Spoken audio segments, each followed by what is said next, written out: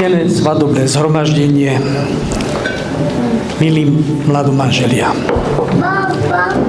Stav manželský je už zaviazaný a my mu z celého srdca prajeme, aby radosť, šťastie a láska u vás pretrvávali vždy v takom rozpoložení, ako je to teraz.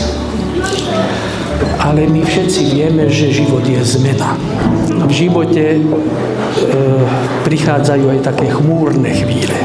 V jednej slovenskej ľudovej piesni sa spieva, že v manželstve nekvitnú vždy len ruže, ale aj bodľak a pichľavé trnie.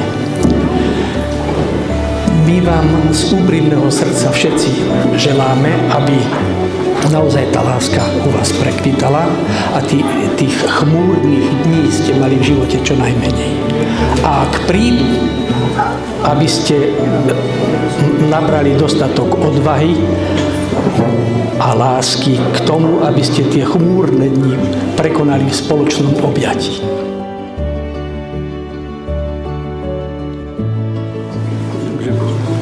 Dámy a páni,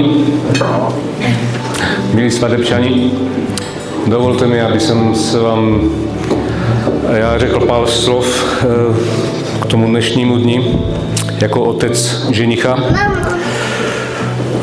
Dnes jsme se tu sešli, aby jsme byli svědky toho krásného začátku, ale není to jenom oslava lásky, ale i závazku, kteří si tito dva mladí lidé dali před Bohem, rodinou a přáteli.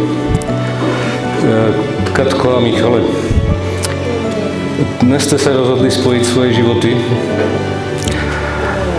ale nejenom jako partneři, ale i jako rodina.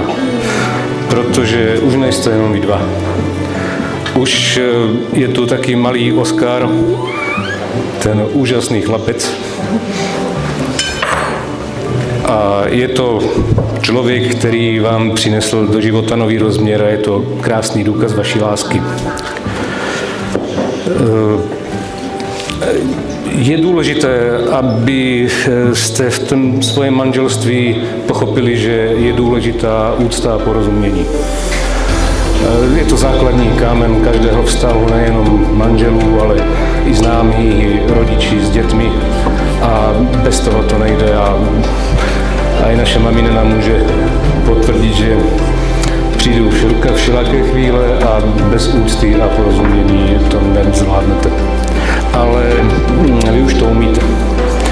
Vy už to umíte a důkazem je to, že spolu sdílíte strasti a radosti svého života i s malým Oskarem. A může být strašně šťastný, má to štěstí, že vyrůstá u milujících rodičů, a kteří se určitě posnaží a že z něho vyroste takový skvělý člověk, jako jste vy dva.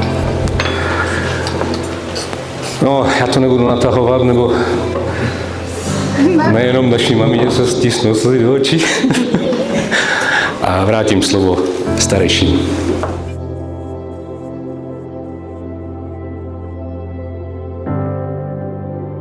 Po takých pekných slovách od svadobného otca mne nezostáva snad nič iné, len povedať: zdvihnime čaše, priatelia. Nech za nás zvonivým hlasom hravia. Mladomanželom na zdravie a veľa, veľa, veľa zdravia. Na zdravie. Na zdravie.